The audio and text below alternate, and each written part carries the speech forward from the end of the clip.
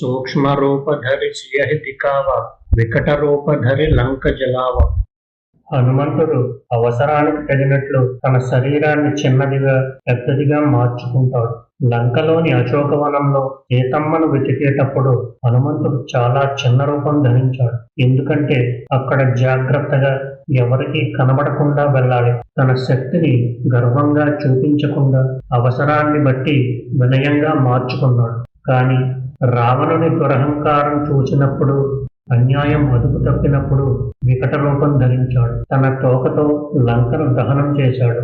జీవితంలో ఎప్పుడైతే వినయం అవసరమో అప్పుడు మనం తగ్గి ఉండాలి. ఎప్పుడైతే ధైర్యం ప్రతిఘటన అవసరమో అప్పుడు సింహంలా గర్జించాలి. అదే హనుమంతుడి గుణం. మన జీవితంలో కూడా కొన్నిసార్లు సమస్యల ముందు మనం సహనంగా వినయంగా ఉండాలి. కానీ అన్యాయం జరుగుతున్నప్పుడు, తప్పు జరుగుతున్నప్పుడు మన శక్తిని ధర్మం కోసం చూపించాలి. ఇదే హనుమంతుడు మనకు ఇచ్చిన సందేశం.